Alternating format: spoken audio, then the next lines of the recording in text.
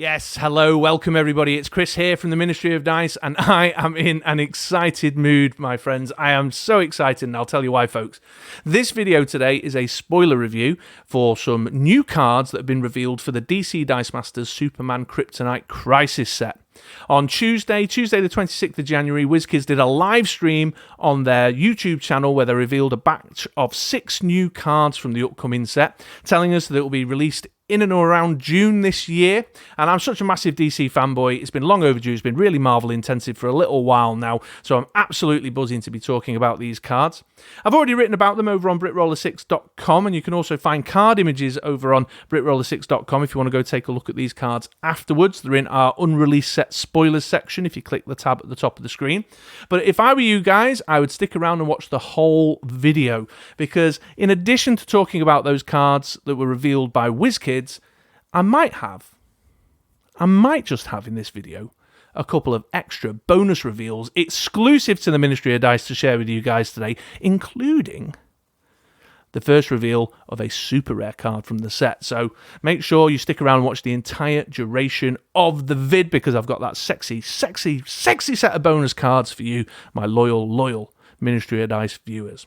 Okay, let's get into it then. Let's not dilly-dally. I'm so excited. I can't just spend ages doing cheesy intros. So here we go. And we're going to get started. We're going to get started with the big man of the set. Here he is, Superman Last Son. This was revealed by WizKids on their YouTube stream. He's a 4-cost shield. He's part of Team Superman affiliation.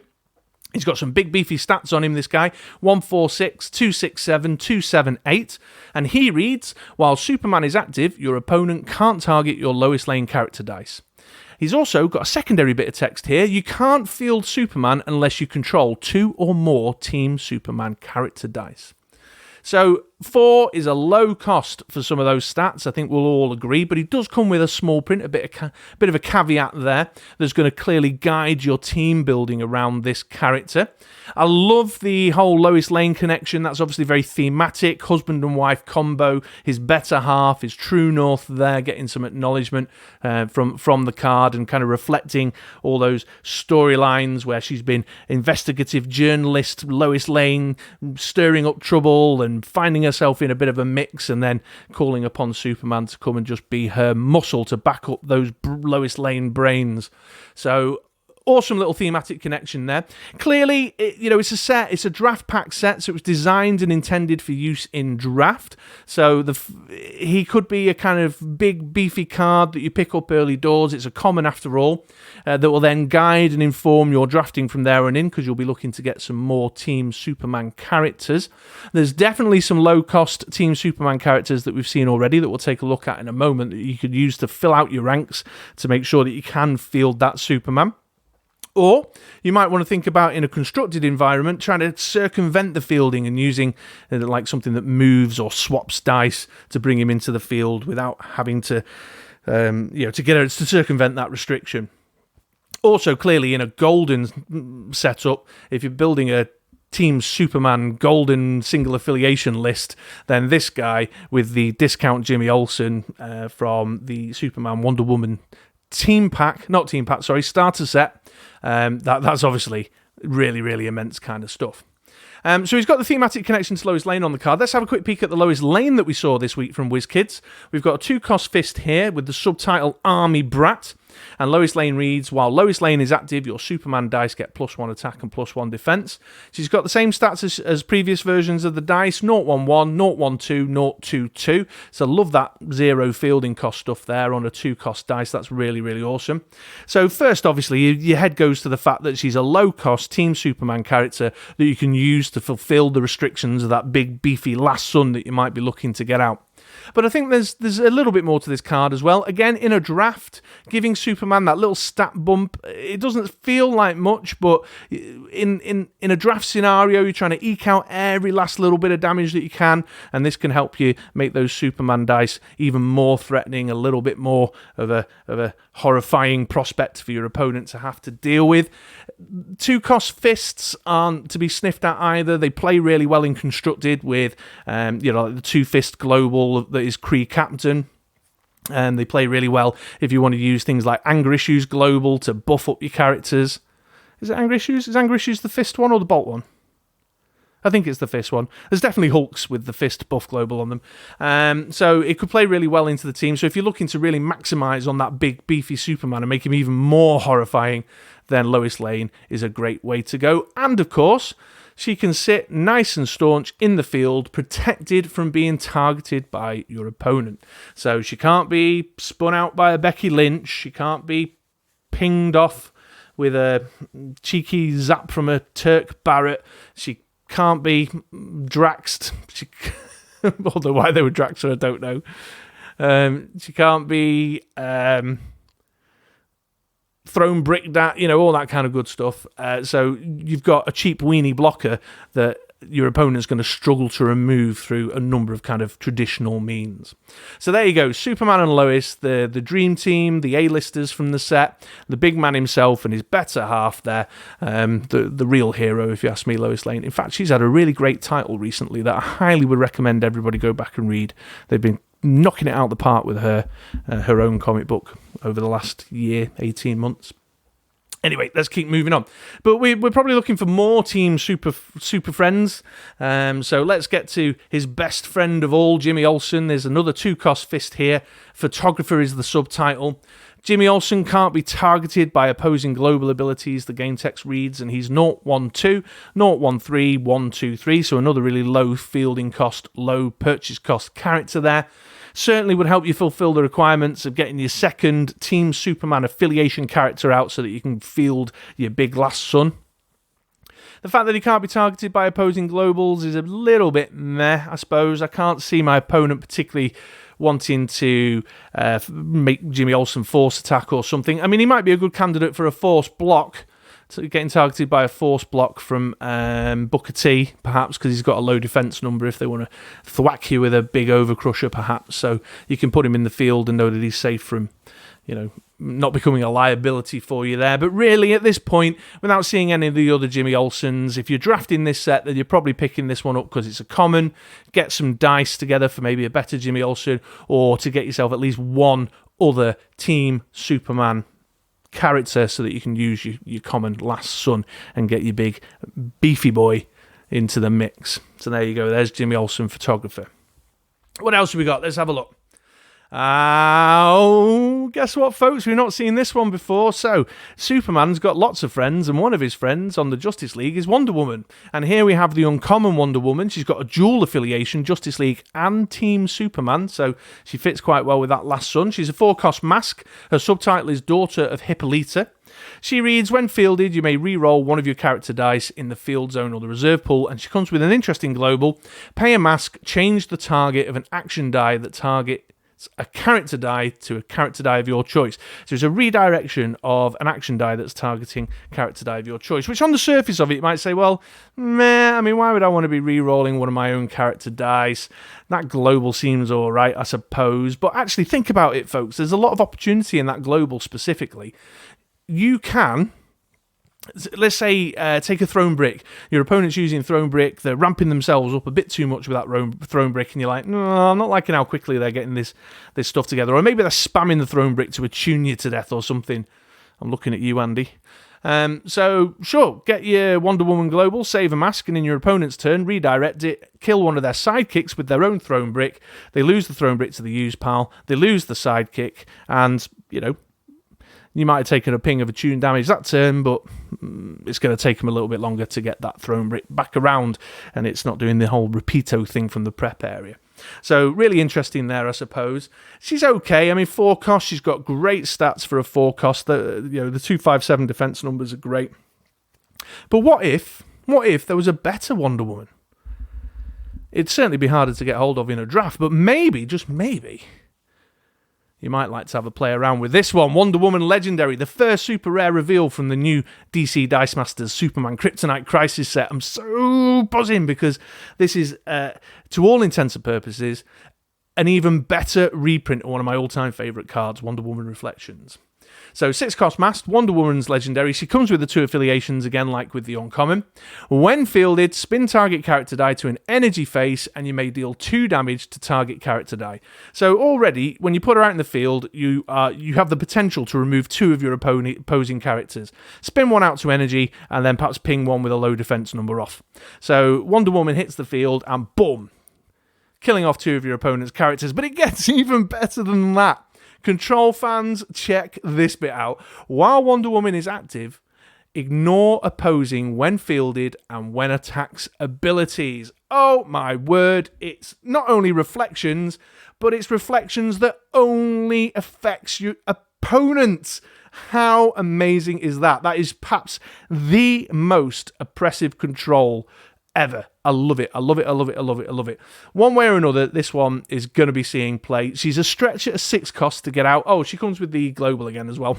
I should point that out. So loads of control opportunities here. She's removal. She's control. She only impacts on your opponent. That was always the downfall, the reflections that you had to build your team around.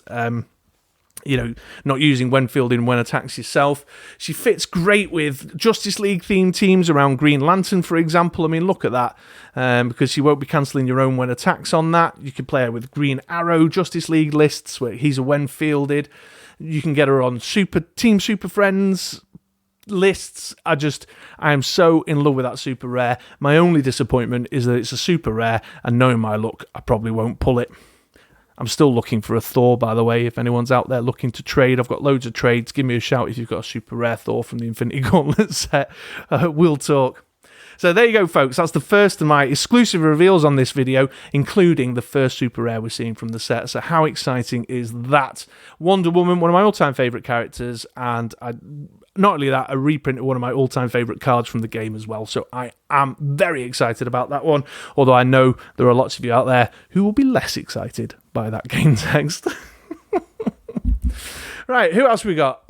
Here's a really interesting one. Harley Quinn. This is the one that everybody is talking about since WizKids revealed it on Tuesday.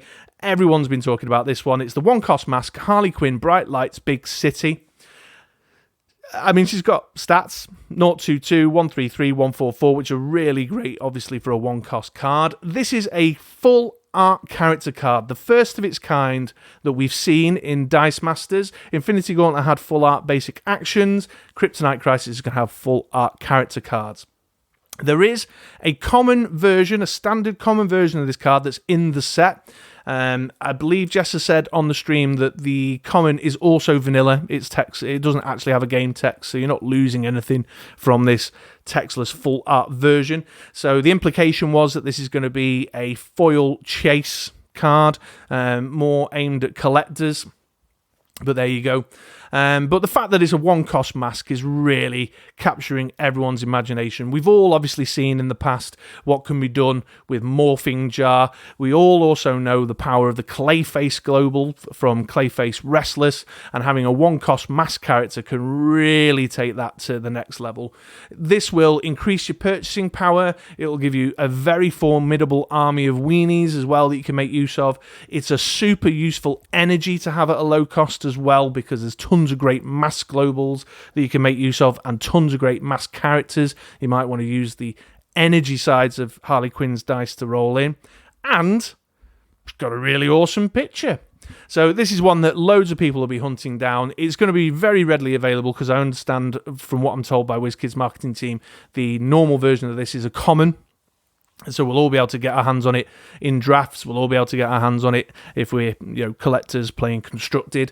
But it's the one everyone's been talking about. There's loads of opportunity with this for both your purchasing power and just a really, really super cheap piece of muscle. I mean, look at those stats for a 1-cost. Amazing.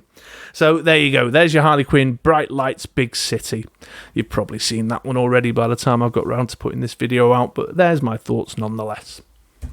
Okay, well, Team Super Friends are getting a little boost to their ranks. The Justice League are getting a boost to their ranks. We've got Harley Quinn, a really exciting 1-cost, but check this guy out.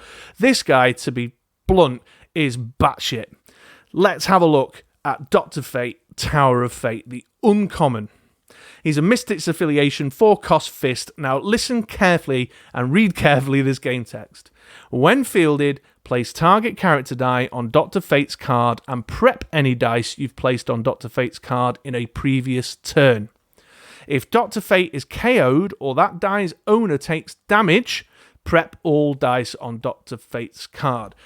002 032 377. So wacky stats on this guy, but you can steal your opponent's character die out of the field and onto your Dr. Fate card and then prep it yourself. At least that's the implication. That's my reading of it. I spoke to WizKids marketing team. They seem to... it'll need some clarifying because their response was, I was like, huh? But Dr. Fate, you field him, you grab target character die, pop it on the card, prep anything else that you previously. So if you get a chain of them going, you can like really go crazy with this. Then KO him with something like a Nihilor Global, or, you know, if we ever see it, a Dark Phoenix Global from the Dark Phoenix Saga set. And prep the dice that you've just robbed off your opponent. Amazing. Absolutely amazing. Or, you know, pair him up with that one-cost Harley Quinn. Just field your Harley Quinns with impunity. Get them in the field, and then KO them. No, sorry, target them with your Dr. Fate, and then KO your Dr. Fate, and then start prepping them around. There is more to this card than meets the eye. There is some pure shenanigans to be had. He's a 4-cost. He's got those lovely low fielding costs at level 1 and level 2. So KOing him and rinsing and repeating might not be too painful, although clearly at level 3 you might regret it with the 3 fielding cost. He's got 7/7 on his top end stats. He's a Mystics affiliation, which I think there might be some interesting stuff there. There's definitely something biting away at the edges of my mind. I've got some really amazing ideas, and I know you guys will have some amazing ideas as to what you can do with this. But that is, to my mind, absolutely batshit crazy. What an incredible card, and long overdue. How long have we been waiting to get a Dr. Fate card in the game of Dice Masters? So I'm really pleased to see the character.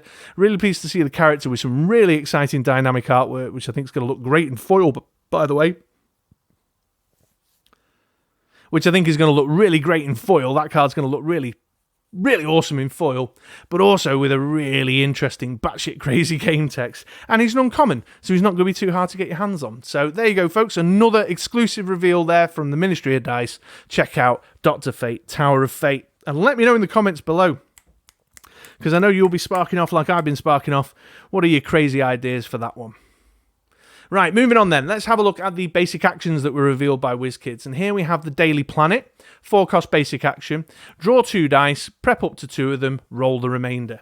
Now, clearly in draft settings, basic action related ramp and churn is something, you know, if you pull it in your draft pack, you could be laughing, because this is a great card to help you get some ramp and churn going in the draft setting. There might be preferable, better ways of ramping and churning in Constructed, I suppose. It's the 4-cost that's perhaps giving me pause. But what I like about it is the flexibility. You draw the 2 dice, and then you can prep 2 of them or roll them.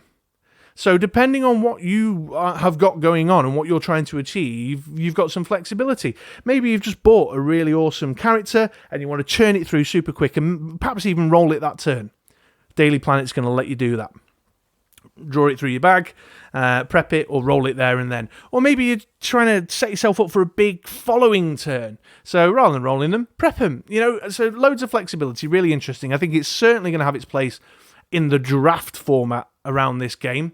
But I think we'll see this cropping up, you know, in restricted formats, you know, perhaps when the basic actions are restricted by intellectual property or restricted by set, you know, like these kind of restricted rules that we put into our custom formats. And this will be a really interesting one. But do you know what? If drawing 2 dice isn't enough for you, then check out investigative journalism. We've got draw 4 dice. Roll up to 3 of them, prep the remainder. And this is a 5-cost. So draw 4, roll 1, 2, or 3, and then prep what you don't. So roll 1, prep 3, or roll 2, prep 2. You get the idea. So that is pretty intense. It comes at a high cost. It's a 5-cost to pick up the die. But again, just like Daily Planet, the opportunity to ramp and churn flexibly to suit your needs in that given turn at that time. This card has definitely got its place. It'll certainly see play in draft. It'll certainly see play in casual formats. And do you know what? Even getting a 5 cost ramp dice early doors is not that hard nowadays. I mean, we've just seen Harley Quinn. Buy yourself a Harley Quinn, Clayfacer in, buy yourself an investigative journalism. You know what I mean? Well, it'd be the following term, but you get the idea. So 2 really solid kind of ramp and churn basic actions there. Love the artwork on those as well. Again, really kind of energetic and dynamic. They're going to look great in foil, these 2.